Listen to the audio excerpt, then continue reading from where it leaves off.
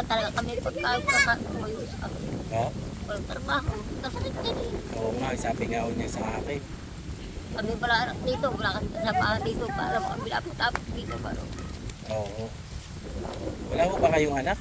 Ha? Wala ho kayong anak? Wala ho. Wala kami anak. Ayan, welcome sa aking channel mga katropa, no? Pupunta po tayo ngayon sa isang sa mag-asawang senior, no, na naninirahan po dito sa bukid, na wala na po mga kamag-anak, at atin po siyang abutan ng konting tulong. Kaya samahan nyo po ako mga katropa. Wala rin po silang anak, kaya wala pong ibang tutulong sa kanila kundi tayong mga medyo nakakaluwag-lag ng konti sa buhay. Samahan nyo po ako. Ito, naabutan ko si tatay mga katropa, no, na naggagahok ng kanilang, yung gagamas ng kanilang gulay, kasi bagong po tanim yung kanyang mga kamote para po yan makahinga daw po. Yan. Hindi nyo kasi makakausap si tatay ng maayos dahil may diferensya siya sa tenga, yung ano siya na ano po siya, nabingi. Kaya kung kakausapin mo po siya, kailangan sisigaw ka ng malakas para maano. Naku, yung pechay kinain ng kambing, tay. Yung pechay kinain ng kambing. Oo, ganyan yan. Ha? Ganyan yan, mga kambing din. Ay, pechay? Pizza yan. Oo, kinain ng kambing. Kaya kaya kambing yan. Hindi na pwede yun? Ano na may hinarbisa na yan. Wala ang kaso. Wala na. Ganyan. Ay, para pala makahinga yung halaman nyo. Ito naman, kabinabantayan ko, gawin mga yan. Okay. Mata ko kayo mga yan, at balingoy.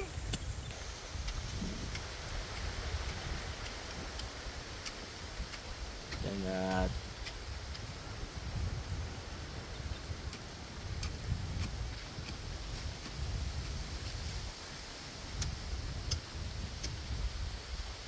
yun po ang kinabubuhay nila dito, no? Magtanim po ng halaman silang mag-asawa, at pagkatapos po ay kanilang ibebenta. Ayan.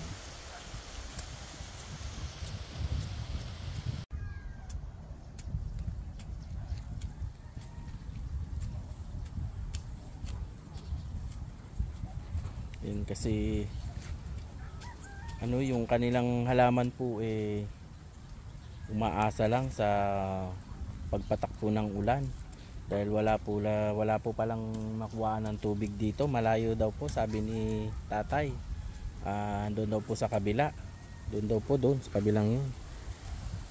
Kaya sila po umaasa na lang sa pag umuulan, ayan, madidilig po yung kanilang halaman na pananim.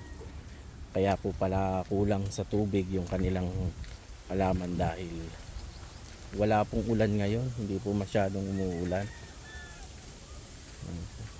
Sayang lang yung pechay doon. Kinain ng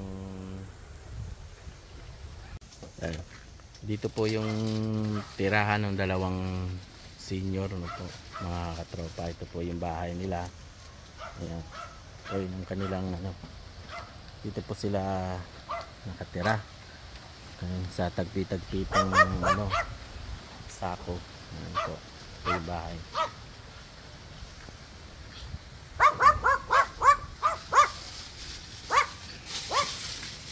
Iniintay po natin si nanay kasi sumimba lang daw po siya.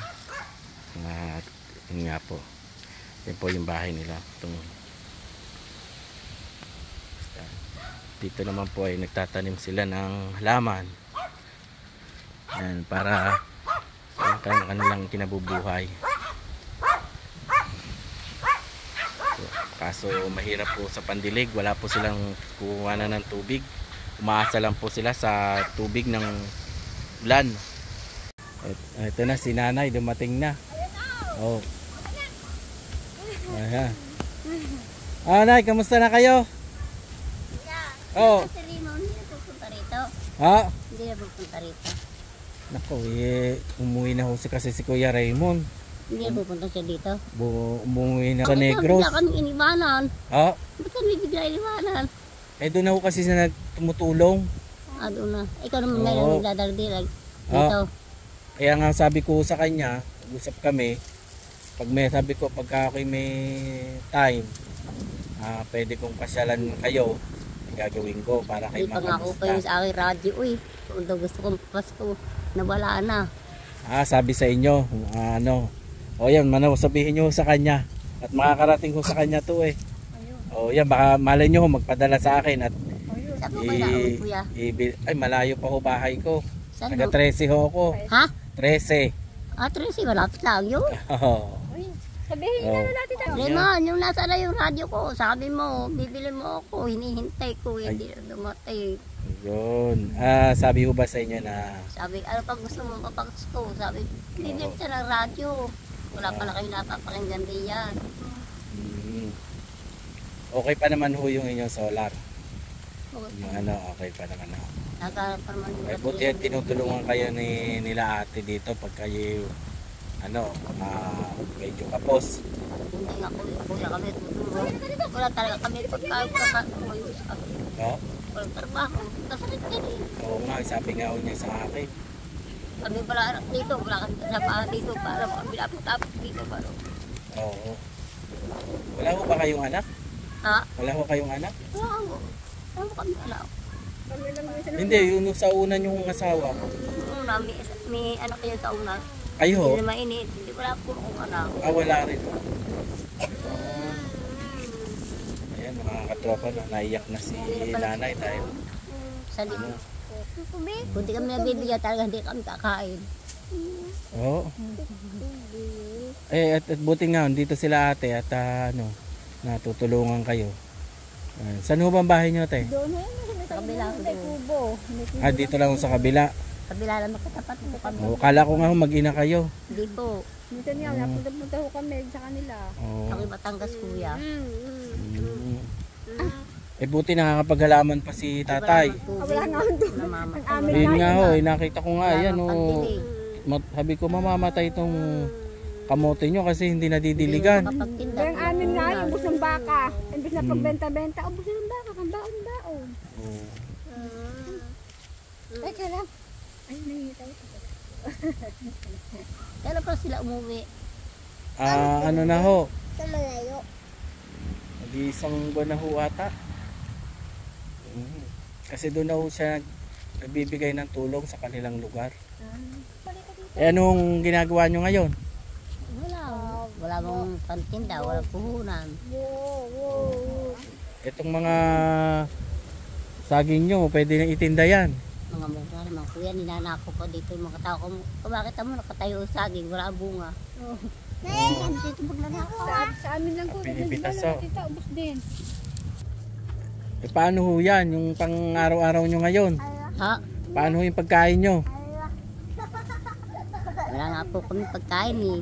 Yung puhunan nyo, bakit nawala? Wala ho kami puhunan. Dito kami lang po sa mga talim namin. Ay, wala namang ulan. Tingnan niyo. Tubig asa nga. Oo. Wala namang ulan. Kaya tigil din ang pagtitinda ninyo. Paano ho yan? Ditigil mo na rin ang pagkain. Hindi tigil ko wala makakain. Mga katropa, no, si nanay, kahit may problema ay nakukuha pa rin tumawa. Pero makikita nyo sa mata ni nanay, nalungkot dahil yun nga, sa hirap ng buhay ngayon. Inibahan mo ito ang tatan. Ano niya mga apo nyo? Inibahan ho at sumama ho sa ibang babae. Nag-asawa iba. Nag-asawa ng iba. Tapos itong apo nyo dalawa. Ay nasa nung nanay niyan? Nandun ho, sa kabila ho, naliligo ho doon. Maraming hanap buhay. Dito bunso ho. Bakit po ayaw magtrabaho ang nanay? Sakitin mo ito, pabalik-balik ko sa ospital. May pneumonia ho to. May pneumonia. Binugo ang bigo. Beses na. Ako nga pala, ikaw nga pala kasama ng kailan. Oo. Nakalimutan ko na yun. Ganyan. Kasi bihira lang naman ho ako mag-vlog. Kasi nga hindi pa naman ho katulad ni Kuya Raymond na Sanay na ho. nandi ho, na may income. Ay, oho. Ako ho, wala. Doon siya nag-ano ngayon. Sarili kong pera ang Doon binibigay siya ko nag-ano sa... sa kanila doon. Oho. Militrato sa aming pintuan. Ha? Militrato sa aming pintuan. Lagi ko nga kinakausap eh. Sabi ko, Oh, yan o, sabihin nyo. Oh. nung pumunta dito kinakausap ko. Oh. Sabi ko, Raymond, ay sagot sa akin, sumagot. Ay hindi, kasagot ba ka ako yun? Oh, yan na. Sabi niya na natin Ano? para makapunta niyo. Ayan ka. Kuya Raymond, at lagi na raw kinakausap ni Nanay yung picture mo. Ay Raymond, yung aking radyo, wala na. Ayan. At iniintay pala daw yung radyo daw na pamasko mo. Nabanggit sa akin. Ito. At namimiss ka na ni Nanay Lita. Bigla ka kumalis, hindi ka nagpaalam sa amin. Ayun. At ayan Nay, sabihin mo kay kay Boss Raymond na wala na kayo ng pagkain. Ay wala na kami pagkain, hindi ka na napunta dito. Bigla ka na umalis, hindi ka na nagpaalam ha. Oh. Ayan. Ayan na Kuya Raymond, nagtatampo si Nanay Lita, hindi ka na raw nagpaalam sa kanya. Dati pag naalis, nagpapaalam sa akin. Ay malulungkot na kayo ngayon kasi malayo na si Kuya Raymond. Pero ayan, baka mapapanood niya ho itong vlog ko sa inyo. At tsak na magko-comment yan. At yun nga, kung hinihiling yung radyo, baka ibigay pa rin. Ayan, pag napanood ni Kuya Raymond na. Ako lang ho. Ayan. At meron ho akong ibibigay sa inyo para meron kayong pangkain sa araw-araw ni Tatay. Hindi makakakain na kami. Ayan, tuwan-tuwa si Nanay at makakakain daw at mabibigyan ng pangkain. Ayan. Ito kunin ho natin dito sa sa akin sasakyan. Yung na natin, sabi na kayo. Kunin natin yung ibibigay natin dito kay Nanay para sila may pagkain kasi wala na raw silang kakainin. Ayan. Ito po yan. Ito po.